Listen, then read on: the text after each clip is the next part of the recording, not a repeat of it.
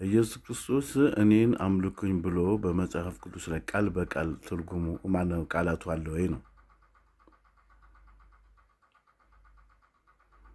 ቅድም ብዬ እንደገለጽኩልሽ ኢየሱስ እኔና አብ አንድ ነን የሚል ጥቅስ ተናግሯል። ይህም አምላክነቱን የሚጠቁም ነው። ቀጥተኛ የሆነ እኔን አምልኩኝ የሚል ቃል ግን በመጽሐፍ ቅዱስ ላይ በግልጽ አልተጠቀሰም። ይህ በሃይማኖት ምሁራን መካከል ልዩነትን ይፈጠራል። ምን ይመስልሻል? አዎ ልዩነት የፈጠረው ማለት መጽሐፉ የሚለው እኔና አብ ሲል እኔ የሚለው አንድ ማንነትና ምንነት ያለው ነው። ቀጥሎ ደግሞ አብ አለ። አብ ሁለተኛ ራሱን የቻለ ማንነትና ምንነት ያለው ነው። ስለዚህ እኔና አብ አንድ ነን ሲል በምግባራዊ እንጂ ወይም በአካል ወይ በአስተሳሰብ አንድ ነን ለማለት አይደለም ብዬ ነው የማስበው። አዎ ያ የሃይማኖት ምሁራን መካከል ያለው ትልቁ ልዩነት ነው።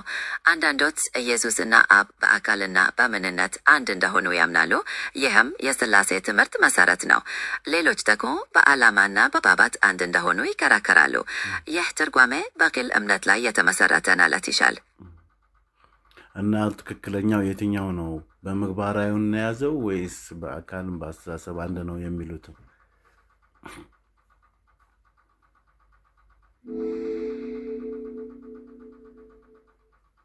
የሰው ልጅ አእምሮ እጅግ በጣም ውስብስብ ነው። በስሜት በፈጠራና ግንዛቤ ረገድ ከሰው ሰራሽ እውቀት በእጅጉ ይለያል። ሰው ሰራሽ እውቀት በተሰጡት መረጃዎች ላይ ተመስርቶ መማርና ተግባራትን ማከናወን ይችላል። ነገር ግን የሰውን አእምሮ ሙሉ በሙሉ መተካት አይችልም። በዚህ ላይ ምን ትላለሽ? አሁን በእርግጣው ግን አሁን መያዝ ያለብን ሰማያዊ መጽሐፍ የተናገረውን ነው። እንደ ክርስቶስ አስተምሮ ክርስቶስ ግን ይህን ነገር እኔ አምልኩኝ ብሎ የተናገረበት ነገር ከሌለ ይህን እንዳለ ብርጎ ማሰብ እንግዲህ የራስ ፈጠራ መሆኑን ነው የምረዳው። ማለትሽ የራስ ፈጠራ ነው የሚለው ከየት የመነጨ ነው? አንዳንድ የሃይማኖት ምሁራን ኢየሱስ የተናገረው ቃል በግልጽ አምልኮን ባያዘም፣ ሌሎች ደግሞ በተዘዋዋሪ አምላክነቱን እንደሚገልጽ ይገነዘባሉ። ስለዚህ እንደ ግለሰብ እምነት ትርጓሜው ሊለይ ይችላል። በዚህ ላይ ምን ታስቢያለሽ? በዚህ ላይማ በጣም ትልቅ ችግር እንዳለው ነው የምረዳው። ምክንያቱም እውነተኛውን ቃል አላገኙም ብዬ ነው የማስበው። ምክንያቱም እውነተኛ ቃል መያዝ ያለበት በሰማያዊ መጽሐፍ ስለሆነ።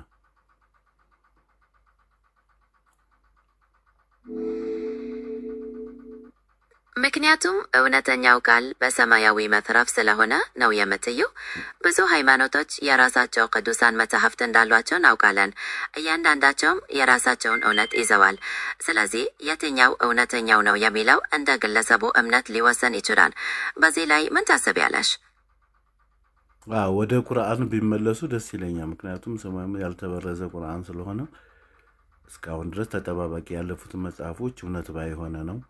እነ ወንጌልን ይመስል ኦሪትን ይመስል ዘቡር፣ እነዚህ ሰማያዊ መጽሐፍ መሆናቸውን እስልምና ያምናል። ጥበቃ በአላህ ስር ስለሆነ ቁርአን ብዬ አስባለሁ።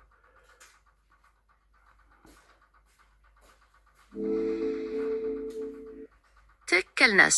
እስልምና ቁርአን የመጨረሻውና ያልተበረዘው መለኮታዊ መጽሐፍ እንደሆነ ያስተምራል። ሌሎች መጽሐፍ ደግሞ ከጊዜ በኋላ እንደተለወጡ ነው የሚታመነው። ይህ በእምነት ላይ ልዩነት ነው። ሌላ ምን ማውራት ትፈልጋለህ? ግን ወደ ቁርአን ቢመለሱ፣ ወደ እስልምና ቢመለሱ ደስ ይለኛል።